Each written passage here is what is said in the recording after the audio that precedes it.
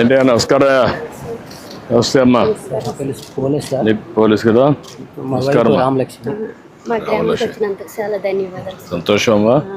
Very nice. ఏం చదువుకున్నా police? చదువుకోలేదు సార్. చదువుకోలేదు. నువ్వమ్మా? నువ్వు చదువుతావు. సార్ డైలీ వేటకెళ్ళి మా తాతల తండ్రుల నుంచి కూడా మేము వేటకెళ్తాం. ఇక్కడి నుంచి వెళ్తారా? ఇక్కడి నుంచి సార్ నైట్ 1 గంటకి నేసి వెళ్ళడం జరుగుతుంది సార్. ఎంతమంది ఉంటారు ఈ ఊర్లో?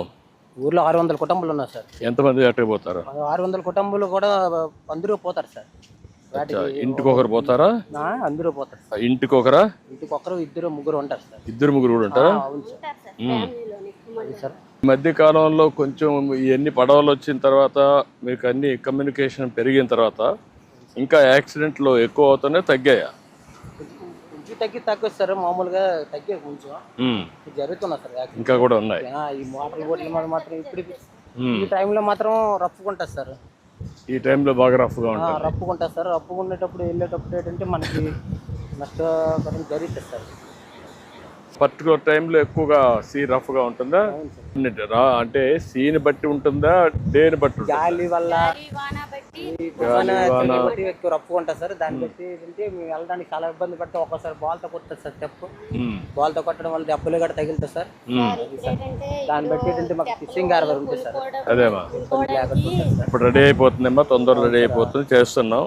అది అయిపోతుంది. అది వస్తుంది. అది వస్తే మీకు కొంతవరకు వెసులుబాటు వస్తుంది. చేద్దాం. ఏంటమ్మా?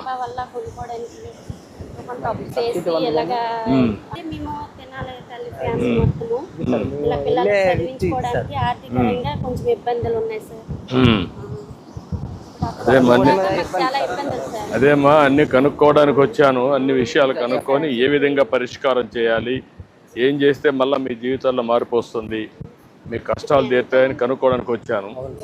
ఈరోజు ఏదైతే మత్స్యకారుల సేవలో అని చెప్పి డబ్బులు 20,000 ఇస్తున్నాం మీ అకౌంట్లో. అయితే నేరుగా రావాలి, మిమ్మల్ని చూడాలి. ఒకప్పుడు నేనే దీన్ని ఇంట్రడ్యూస్ చేశాను. అప్పుడు కూడా నేనే చేశాను. అప్పట్లో మత్స్యకారుడు కానీ వల కానీ మోటార్ కానీ చూశాను అవన్నీ. అందుకే ఇప్పుడంతా వచ్చి ఇవన్నీ కూడా చేయాలని వచ్చాం.